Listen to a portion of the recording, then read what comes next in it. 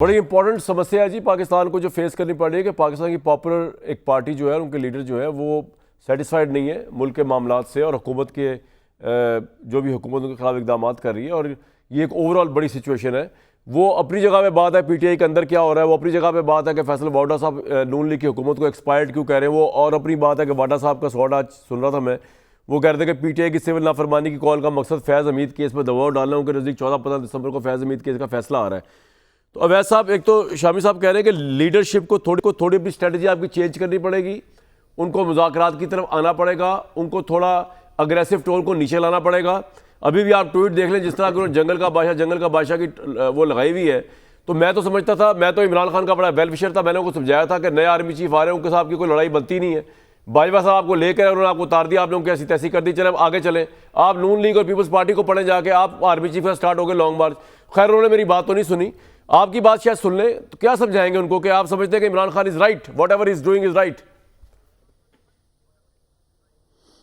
نہیں، یہ بات نہیں ہے۔ دیکھیے ابھی شامی صاحب جو گفتگو کر رہے تھے نا، شامی صاحب کے بڑے دیرینہ تعلقات نواز شریف کے ساتھ رہے ہیں، بہت گہرے دوستی رہی ہے، اچھی بات ہے۔ اور اسی انداز میں انہوں نے یہ جو گفتگو ابھی کی کہ لیڈرشپ کو چاہیے کہ وہ اپنی لیڈرشپ جو ہے وہ اپنی منزل کی طرف بڑھے، منزل بڑھائے، یہ کرے۔ ہم کہتے ہیں کہ نہیں، لیڈرشپ کا کام ہے کہ قوم کی منزل جو ہے اس کو متعین کرے، اپنی منزل کو وہ ڈسپیشنیٹ ہو کے اپنے سیلف کو مائنس کرے، جو کرنا ہے وہ قوم کے لیے کرنا ہے اس نے، اور جس سے قوم آگے بڑھے گی۔ اور جو ملک جو آج ترقی کر کے آگے نکل آئے ہیں، ان کے مختلف پیریڈز کے اندر آپ دیکھیں ان کے جو کوئی قومی ہیروز جب آئے تھے سامنے، انہوں نے کیسے کیسے اقدامات کیے جس سے آج قوم کہاں سے کہاں پہنچ گئی۔ ہمارے یہاں پہ یہ ایٹیٹیوڈ جو ہے کہ ہم اپنا بنائیں پہلے، اور آپ نے دیکھا کہ اب شامی صاحب کی زندگی اٹھا کے دیکھ لیجیے نا، پیچھے وہ اوراق گردانی کریں گے تو ان کے وہ نکل آئیں گے آپ کو کہ نواز شریف صاحب جب 1980 میں پہلی دفعہ سیاست میں آئے، منسٹر بنے، اور 90 میں وہ پرائم منسٹر بنے، تو 10 سال میں ان کے انکم ٹیکس کے ریٹرن کی ڈیٹیل ان کے پاس موجود ہے ساری، ان کو اٹھا کے دیکھ لیجئے، اور ایور سیڈ کی پراپرٹیز دیکھ لیجئے ان کی، اور عزیزیہ کی پراپرٹی دیکھ لیجئے۔ یہ دونوں بھائی امیر ہو گئے، سارا ملک غریب ہو گیا، اپنی منزل بنا لی ان کے، لیکن قوم کی منزل نہ بن سکی۔ جب تک ہم ایسے لیڈرز کو پروڈیوس عمران باہر آئیں گے تو قوم کی منزل بنائیں گے نا سر، کا بھی خیال کریں۔ عمران باہر آئیں گے تو قوم کی جو منزل بات نہیں ہے، ٹھیک ہے، دیکھیں ایک اصول کے اوپر ہے نا، لیکن سوال یہ ہے کہ وہ اصولوں پہ کمپرومائز کر کے کوئی لیڈر باہر نہ آئے اور نہ کمپرومائز کرے۔ آپ کا پوائنٹ آ گیا۔ یہ دیکھیں، آپ یہ بات سنیے، جی سر، ہم نہیں، بات میں آپ سے یہ کر رہا ہوں جی کہ دیکھیں یہ جو ہم تبدیلی جو عمران خان کی ساری سٹرگل کی جو تبدیلی آئے گی، وہ پاکستان کا فیوچر کا ایک تعین ہوگا، فیوچر کا ایک کانسٹیٹیوشنل ٹریک بنے گا کہ جس میں ہر کوئی اپنے پریمیسز کے اندر خوبصورت نظر آئے، نہ یہ کہ اپنے جو ہے پریمیسز سے تجاوز کر کے پوائنٹ آ گیا، دوسرے کے اندر اثر انداز ہو اور حلیہ بگاڑ کے رکھ دے کانسٹیٹیوشن کا، جیسا آج ہو رہا ہے ہمارے۔ بالکل ٹھیک ہے، بالکل ٹھیک ہے، یہ خطرناک ترین صورتحال ہے۔ یہاں سے جب تک ہم باہر نہیں نکلیں گے تو ہمارے اندر کوئی صورت جو ہے وہ پیدا نہیں۔ آپ نے درینہ تعلقات کی بات کی نواز شریف صاحب کے ساتھ، شامی صاحب کی، لیکن میں ایک چیز کا گواہ ہوں کہ شامی صاحب کو تو عمران خان کے ساتھ بھی بڑے درینہ تعلقات تھے، بلکہ شامی صاحب سے ہماری ملاقات ہوئی پرائم منسٹر کی آخر، انہوں نے کہا کہ ہمارے فاؤنڈر ممبرز میں سے ہیں، پہلے جلسے میں آپ بیٹھے ہوئے تھے شامی صاحب، آپ کے تو ہر ایک سے درینہ تعلقات تھے۔ عمران خان صاحب سے میرا بڑا محبت کا تعلق رہا ہے، ان کی قدر کرتا ہوں ہمیشہ سے، میرا بڑا عزت کا تعلق ہے، ان کا بڑا احترام کرتا ہوں، بڑی عزت کرتا ہوں۔ دیکھیے نواز شریف صاحب کے انکم ٹیکس کے اکاؤنٹ میں کیا تھا نہیں تھا، مجھے اس وقت کوئی غرض نہیں ہے اس سے، مگر میں یہ بات ضرور جانتا ہوں کہ جب میں اس لاہور شہر میں آیا تو میاں محمد شریف جو تھے وہ یہاں ایک بڑے بزنس مین تھے، بڑے انڈسٹریلسٹ تھے، اور ان کی جو انڈسٹری ہے اس کو ٹیک اوور کیا گیا، بھٹو صاحب نیشنلائز کیا گیا۔ تو مگر یہ بہرحال نواز شریف صاحب اور عمران خان صاحب ان کی ذات کا اس وقت وہ بات پاکستان کی ہو رہی ہے، ہم پاکستان کی بات کر رہے ہیں، ٹھیک ہے۔ اور دیکھیے راستہ بنانا، کشتی کو آگے لے کے جانا، یہ تو لیڈر کی ذمہ داری ہوتی ہے نا۔ وہ باہر آئے گا تو لے کے جائے گا نا، بات تو یہ ہو رہی ہے، وہ اپنا اس کو راستہ بنانا ہے، اس کو منزل تک پہنچانا ہے، یہ اس کی ذمہ داری ہے، اس نے حکمت عملی طے کرنی ہے۔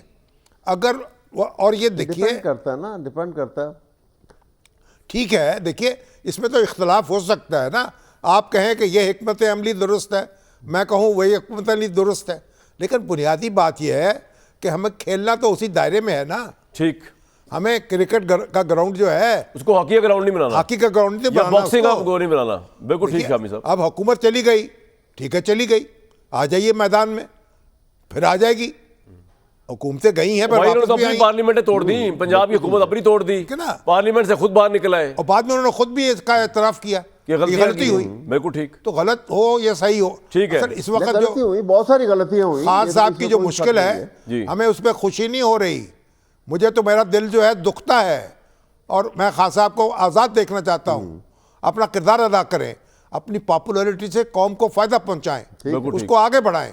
لیکن طارق فضل بھائی, آپ تو عمران خان کو آزاد دیکھنا نہیں چاہتے, کیونکہ ورنہ پھر آپ کی حکومت تو ختم. اگر اس طرح نہ سوچے تو شاید ملک کا کوئی بھلا ہو جائے. دیکھیں, عمران خان کے باہر آنے سے حکومت کو کوئی فرق نہیں پڑتا. نہ حکومتیں جو ہیں وہ کسی فرد کے باہر آنے سے یا اندر رہنے سے بنتی ہیں, نہ ختم ہوتی ہیں. ایسی بات بالکل بھی نہیں ہے. یہ بات جو ہے نا مجھے بڑی خوبصورت لگی کہ عدالتوں میں اپنے مقدمات کا سامنا کریں. دیر ہو سکتی ہے, اندھیر نہیں ہو سکتا.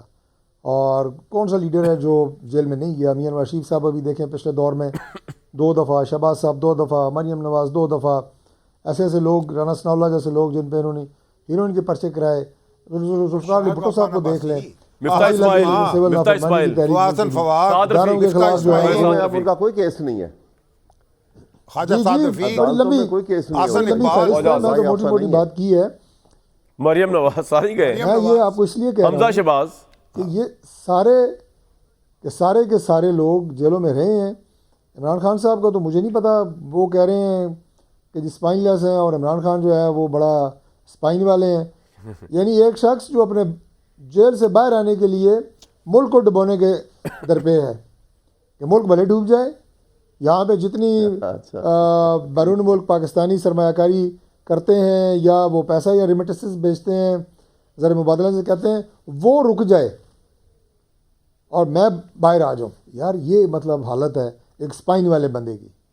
اتنا وہ تنگ آیا ہوا ہے, اتنا وہ ڈرا ہوا ہے کہ اس سمجھ کسی طرح میں باہر آ جاؤں. بھائی کوئی نہیں, مہینہ 2 مہینے صحیح, 3 مہینے صحیح, 4 مہینے صحیح, آپ کو ضمانتیں مل رہی ہیں, دھڑا دھڑ ضمانتیں مل رہی ہیں, دھڑا دھڑ ضمانتیں ملی ہیں آپ کو. تو لہٰذا جو سیاست جو دوسری بات کی گئی جناب کہ انہیں کوئی راستہ دکھانا ہے, وہ راستہ جو ہے وہ عمران خان صاحب جو جن راستے پہ چل رہے ہیں اور جو پارٹی کو لے کے جا رہے ہیں, وہ راستہ تباہی کا راستہ ہے. اور سوشل میڈیا کے اوپر جو ان کے لوگ جس طرح کی درگت بنانے کی کوشش کر رہے ہیں سسٹم کی اور تمام ریاستی اداروں کی, وہ بھی انتہائی قابل مذمت ہے. اور اس میں سمجھتا ہوں کہ جو ان کے ہمارے بیرون ملک پاکستانی ہیں, ان کی بھی ذمہ داری ہے کہ وہ بھی ذمہ داری کا مظاہرہ کریں.